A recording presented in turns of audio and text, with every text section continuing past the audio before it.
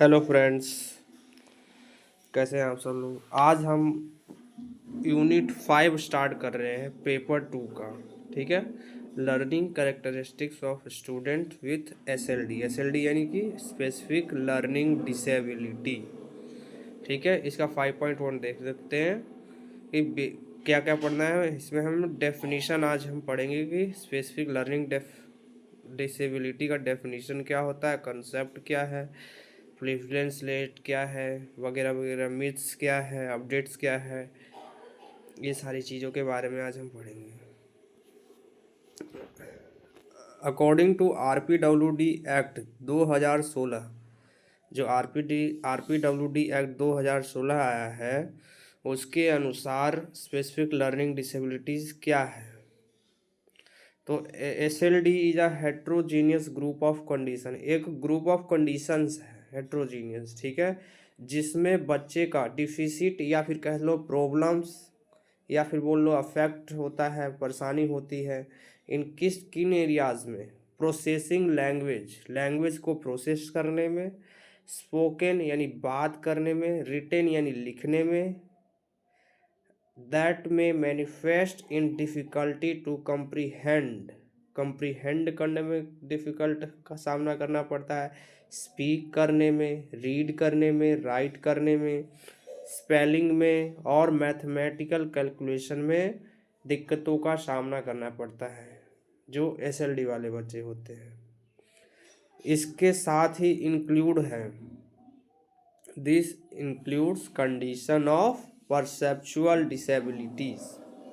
ठीक है, perceptual disabilities के बारे में मैंने पिछली क्लासेस में बताई थी। जैसे कि साथ साथ डिसलेक्सिया हो गया, डिसग्राफिया हो गया, डिसकैलकुलिया हो गया, डिसप्रैक्सिया हो गया और डेवलपमेंटल अफेजिया। ये सारे क्या हैं, टाइप्स हैं SLD के अंदर।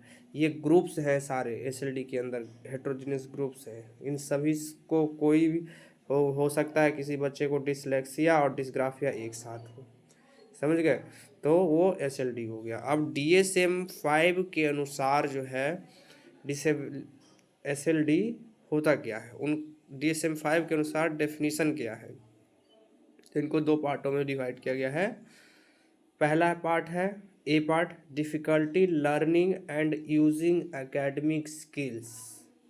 लर्निंग में परेशानी होते हैं और एकेडमिक स्किल्स को यूज़ करने में प्रॉब्लम होता है। Indicate by the presence of at least one of the following symptoms, मतलब इनमें से कोई सा भी एक सिम्टम्स बच्चे के अंदर हो सकता है।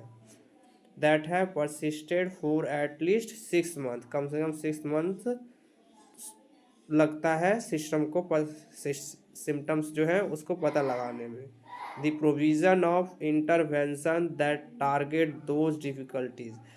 प्रोविज़न दिया गया है, इंटरवेंशन एक टारगेट दिया गया है कि इस डिफ़िकल्टीज को इंटरवेंशन की सहायता से जो है कम करने का प्रयास किया जाए।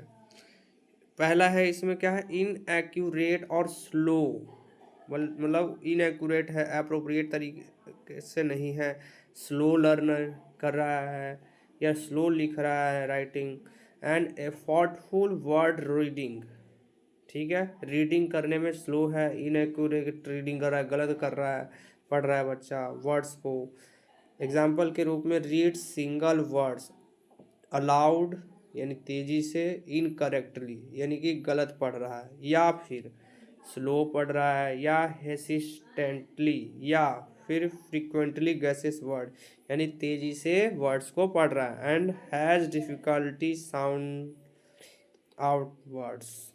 दूसरा कंडीशन क्या है, difficulty understand the meaning of what is read. हम क्या पढ़ रहे हैं उसको समझने में उसे परेशानियों का सामना करना पड़ता है।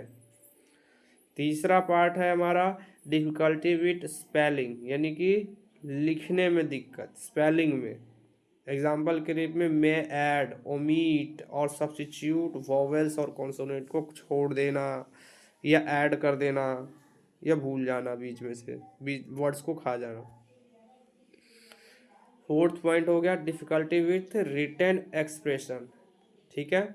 ग्रामेट जिसमें ग्रामेटिकल प्रॉब्लम हो सकता है या पंक्चुएशन एरर्स हो सकता है सेंटेंस में, ठीक है। पुअर पैराग्राफ लिख सकता है बच्चा, तो ये सारी डिफ़िकल्टीज हो सकती है। क्लियर नहीं है, कोई भी वर्ड लिख रहा है, सेंटेंस लिख रहा है, वो क्लियर नहीं है, क्या कहना चाहता है ये समझ में नहीं आता है। 5th point, difficulty mastering number sense में डिफ़िकल्टीज का सामना करना पड़ता है। नंबर फैक्ट्स में परेशानी होती है, कैलकुलेशन में परेशानी होती है, नंबर्स को समझना उसके लिए दिक्कत है, ठीक है। काउंटिंग फिंगर्स पे काउंटिंग नहीं कर सकता है बच्चा, एडिशन सब्ट्रैक्शन नहीं कर सकता है, सिंगल डिजिट डबल डिजिट में एडिशन सब्ट्रैक्शन नहीं कर सकता है बच्चा, तो ये सारी दिक्कतें होती हैं।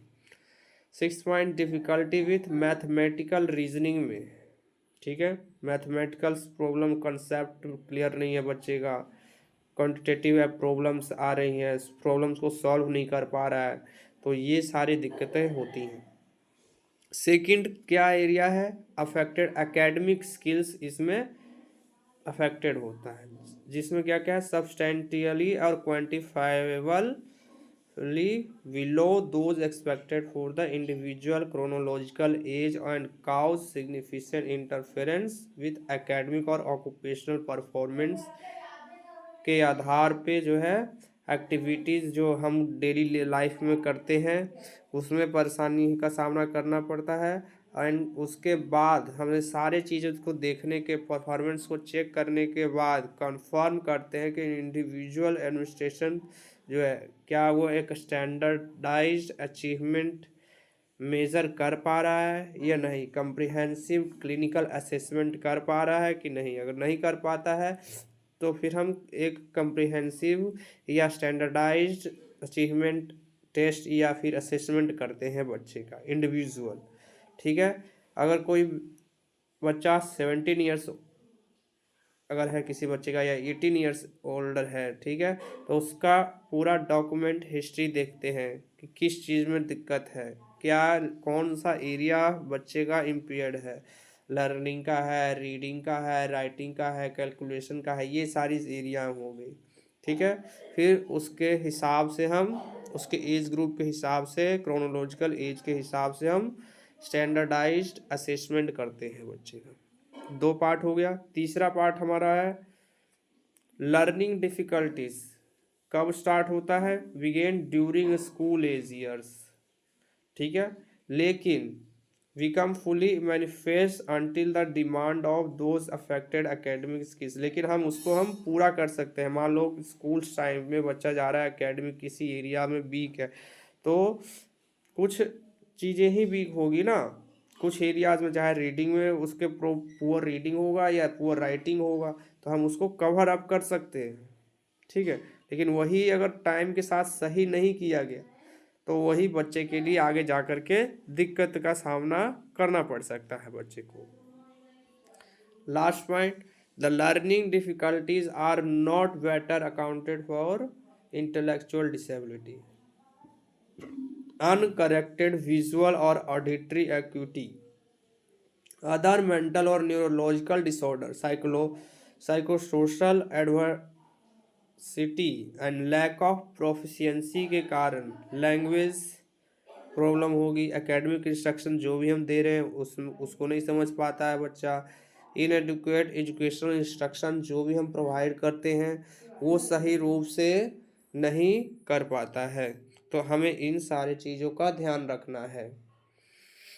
साथ ही साथ ये नोट डाउन करना है, एक इम्पोर्टेंट है, जैसे 4 डायग्नोस्टिक क्राइटेरिया होती है जो क्लिनिकल सिंथेसिस है फॉर इंडिविजुअल हिस्ट्री, जैसे डेवलपमेंटल हिस्ट्री हो गया बच्चे का, उसमें पेरेंट्स का भी होता है साथ में डाटा, मेडिकल हिस्ट्री हो गया, फैमिली हिस्ट्री हो गया, एजुकेशन से संबंधित जो भी है, स्कूल रिपोर्ट्स हो गई, ये सारी चीज़ें देखी जाती हैं उसमें। साथ ही साथ साइको एजुकेशनल असेसमेंट कराया जाता है बच्चे का, ठीक है। तब जा कर के पता चलता है या हम जान सकते हैं कि बच्चा एसएलडी है या नहीं है। अगर एसएलडी है तो किस एरिया में है, डिसकैलकुलिया है बच्चे को, डिसग्राफिया है, डिसअफेजिया है, डेवलपमेंटल अफीजिया है, तब जा कर के बच्चे के बारे में पता चलता है। अब प्रिवलेंस रेट क्या है एसएलडी का? तो प्रिवलेंस रेट अगर हम एसएलडी का देखें तो एकेडमिक डोमेन्स के रूप में हम रीडिंग, राइटिंग और मैथमेटिक्स को अगर हम ऐड करते हैं तो 5 से 15% ऐसे स्कूल में बच्चे हैं जिनको डिफरेंट लैंग्वेज में या कल्चर में प्रॉब्लम है।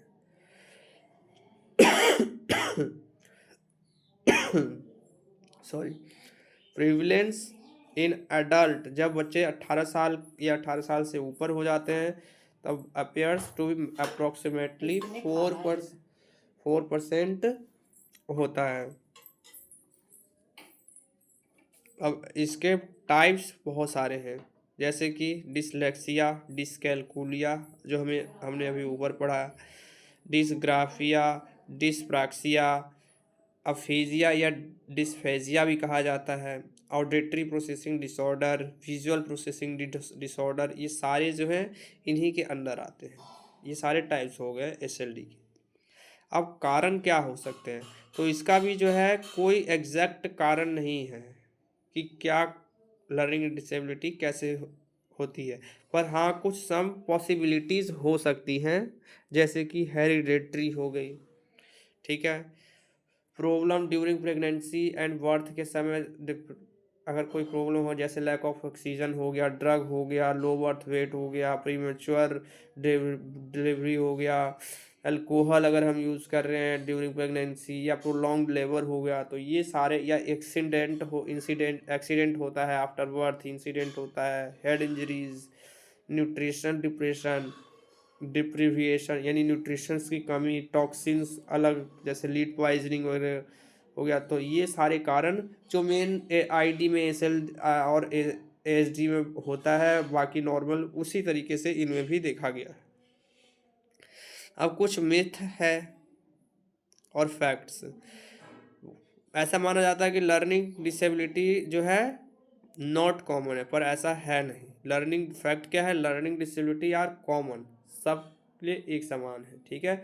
2010 में यूएस सेंसस के अनुसार 4.6 मिलियन जो थे अमेरिकन, रिपोर्ट के अनुसार लर्निंग डिसेबिलिटीज जो थी पाई गई। 4.6 मिलियन ऐसे लोग थे जिनको लर्निंग डिसेबिलिटीज थी, और 1 out of every, her 20 public school में से एक बच्चा जो है आइडेंटिफाई होता है लर्निंग डिसेबिलिटी, ठीक है। सेकेंड मिथ है common cause of learning disability include watching too much TV, यानी कि इनका मानना है कि बहुत अधिक टीवी देखने से, या खराब खाना खाने से, या बैलेंस डाइट से, या रिसीव चाइल्डहुड वैक्सीन से, या लैक ऑफ अर्ली पेरेंट या टीचर इन्वॉल्वमेंट से जो है बच्चे को लर्निंग डिसेबिलिटी होती है, जबकि ऐसा कुछ भी नहीं है।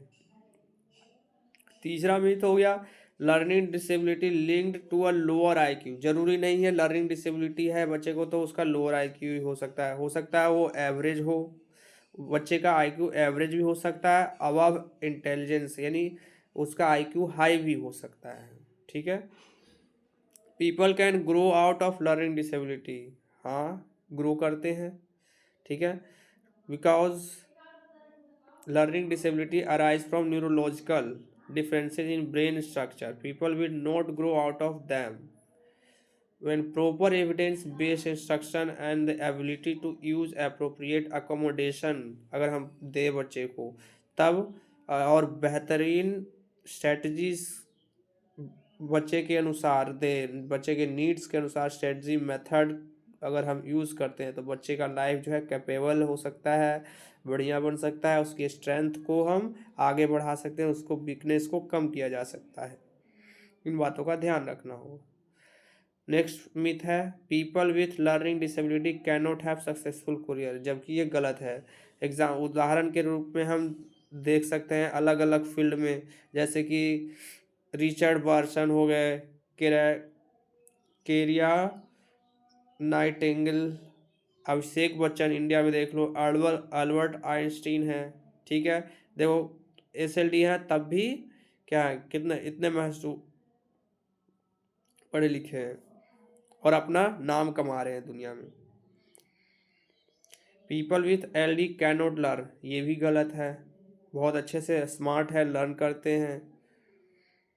People with learning disability are just lazy, lazy नहीं होते हैं, कभी कभी भी काम से पीछे नहीं हटते हैं, हमेशा मेहनत करते हैं, work hard. Accommodation give an unfair advantage, जबकि ऐसा नहीं है। Fair is not always equal. Accommodation allow people with healthy to work their level of their ability and not their disability. ठीक है, अकोमोडेशन के माध्यम से जो है उनको थोड़ा सा आगे बढ़ने का एक जरिया है अकोमोडेशन। ठीक है, L D are all the same complicated, इसका फैक्ट क्या है, complicated and very from person to person, हर पर्सन्स को अलग अलग होता है। लर्निंग एसएलडी जो स्पेसिफिक लर्निंग डिसेबिलिटी है, सभी व्यक्ति को अलग अलग होता है, अलग अलग परेशानियां होती हैं। ठीक है, अलग अलग तरीके से इफेक्ट पड़ता है डिफरेंट टाइप से। ठीक है, उनकी डिमांड्स अलग होती हैं, सिचुएशंस अलग होते हैं, कोई किसी और एरियाज में कमज़ोर है तो किसी और एरिया में, मान लो कोई बच्चा जो है रीडिंग में कमज़ोर है पर राइटिंग में बहुत बेहतरीन है। ठीक है, तो ये सारी चीज़ें हैं जिन पे हमें ध्यान रखना है और सही तरीके से जो है कार्यरत करना है इन सभी एरियाज़ के ऊपर। हो सकता है किसी बच्चे को डिसलेक्सिया है पर डिस्ग्राफिया और डिसकैलकुलिया उसका मजबूत हो, कोई एक एरिया उसका विजुअल प्रोसेसिंग जो है या ऑडिटरी प्रोसेसिंग जो है वो उसका मजबूत हो सकता है कुछ बच्चों का ऑडिटरी प्रोसेसिंग जो है वो कमज़ोर है, विजुअल कमज़ोर है, पर डिसलेक्सिया है, डिसकैलकुलिया जो है, जो एरिया होता है रीडिंग राइटिंग का जो एरिया है वो मजबूत है। ठीक है, तो इन सब चीज़ों का हमें ध्यान रखना है, बच्चे के नीड्स के अनुसार ही हमें कार्य करने हैं। ठीक है, thank you very much. Video का जैसे अच्छी लगी हो तो वीडियो को लाइक शेयर और सब्सक्राइब करें और अपने दोस्तों तक पहुंचाएं। Thank you very much.